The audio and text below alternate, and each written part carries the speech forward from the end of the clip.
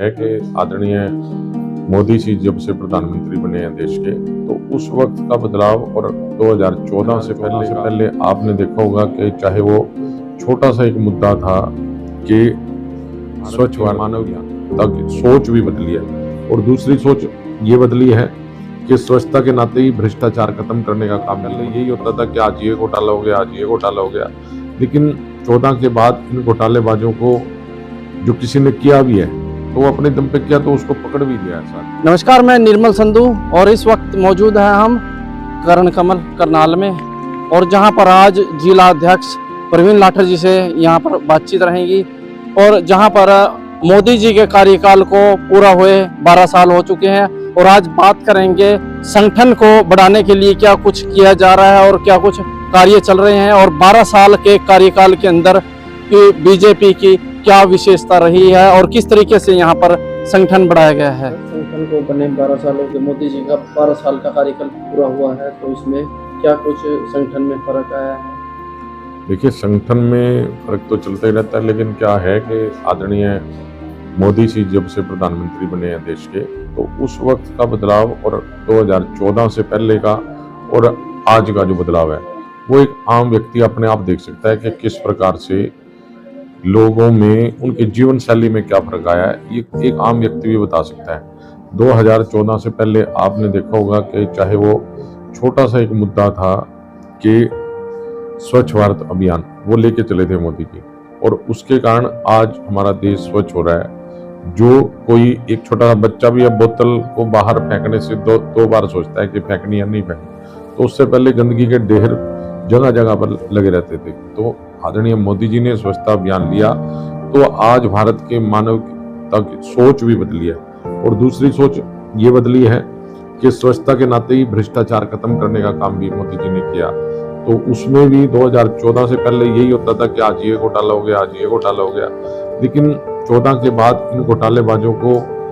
जो किसी ने किया भी है तो वो अपने दम पे किया तो उसको पकड़ भी लिया है साथ के साथ, उसको कोई उसकी पैरवी नहीं करता है यहाँ। और दूसरा, अब जो हमारी हर वक्त की जो हमारी लाइफ लाइन कह सकते हैं जिसको, बिजली, जो बिजली में सुधार उस वक्त में 2014 से पहले आपने देखा होगा कि इन्वर्टर वालों की दुकानों पे लाइनें लगी रहती थी। आज की डेट में इन्वर्टर बैटरी का काम भी बंद हो चुका है, क्योंकि बिजली इतनी चल रही है कि 5 मिनट भी लाइट नहीं अब जाती। तो इस प्रकार की योजनाएं जो आम आदमी को लाभ पहुंचा सकती हैं, जैसे आयुष्मान का लाभ, कभी गरीब आदमी सोच ही नहीं सकता था कि मेरा फ्री में कहीं इलाज हो जाएगा, तो आज चाहे उसको हार्ट के पेशेंट हो, चाहे वो उनके कोई किसी प्रकार की दुर्घटना होगी हो, तो उनका फ्री में इलाज होता है। तो ये बदलाव है भारत की जनता के आम जीवन में। और इसके साथ साथ रोजगार का जो विषय है उस पे देखिए, हर तरफ से यही प्रयास है, किसी भी सरकारी योजना के माध्यम से उनको, चाहे वो अपना स्टार्टअप करें, उसके माध्यम से कहीं ना कहीं रोजगार देने की बात होती है। और नौकरियों में भी जो भाई भतीजावाद था, भ्रष्टाचार था, उससे भी खत्म करने का काम मोदी सरकार और मनोहर लाल जी की सरकार और नायब सैनी जी की सरकार ने करने का किया है। और आज हमारा देश दूसरे देशों के मुकाबले आपने देखा होगा कि आज चाहे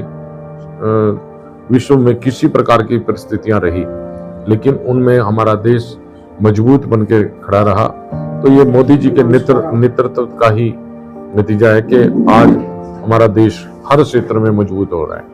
और संगठन को मजबूत करने के लिए क्या कुछ कार्य चल रहे हैं? देखिए, भारतीय जनता पार्टी संगठनात्मक पार्टी है, और संगठन में हमेशा ही नए लोग आते भी हैं, पुराने भी चलते हैं, तो सबको साथ लेके संगठन हमेशा मजबूत करने का। और भारतीय जनता पार्टी बूथ स्तर पर अपने कार्यकर्ताओं को हमेशा मजबूती की तरफ खड़ी रहती है, और हमारे कार्यकर्ता भी हैं जो सब दिन रात पार्टी की मजबूती के लिए सब खड़े रहते हैं और संगठन को मजबूत भी कर रहे हैं। जो काम जिस कार्यकर्ता को दिया जाता है, करनाल जिला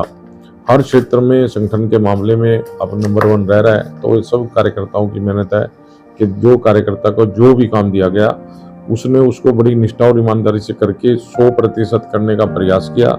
इसलिए भारतीय जनता पार्टी जिला करनाल संगठन मजबूती की ओर है, और सब कार्यकर्ता एक दिशा में सब मिलजुल कर रहे हैं। और भारतीय जनता पार्टी के हर बूथ पर अपनी इकाई जो है वो बूथ स्तर पर लोगों की, जनता का जो जितने भी दुख तकलीफ हैं उनका समाधान करने के लिए हमेशा प्रयासरत है। और हमारे सभी नेतागण, हमारे सभी कार्यकर्ता इसी प्रयास में रहते हैं कि जितनी भी सरकारी योजनाएं हैं उनका लाभ अंतिम व्यक्ति तक पहुंचे, उनके जीवन शैली में बदलाव हो, और यही प्रयास हमारी सरकार का है, तो निरंतर वो चल रहा है। सर, एक मेन मुद्दा है नशे का जी, जिससे लेकर क्राइम शुरू होते हैं, तो उसको नकेल कसने के लिए सरकार द्वारा क्या क्या योजनाएं बनी हैं? समय समय पर हर तरह की कार्रवाई होती रहती है। अगर कहीं इसी प्रकार की आपको भी लगता है कि भाई यहाँ पे कुछ लोग हैं जो लगता है कि नशा बेचते हैं, तो उनकी शिकायत आम जनमानस को भी करनी चाहिए कि उनका भी फर्ज बनता है कि कुछ लोग जो इस प्रकार की प्रवृत्ति के हैं समाज के अंदर, उनको भी अगर कोई शिकायत करते हैं उसका गुप्त नाम भी रखा जाता है, तो उनको पकड़ने का काम पुलिस करती है समय समय पर। और अब ऐसा नहीं है कि पुलिस ने अपनी तरफ से कोई ढील नहीं दी हुई है। तो इसमें जो कार्यकर्ता हैं पार्टी के, जो संगठन में जुड़े हैं या फिर जुड़ना चाहते हैं, तो उसके लिए क्या संदेश है? मेरा तो यही संदेश है कि भारतीय जनता पार्टी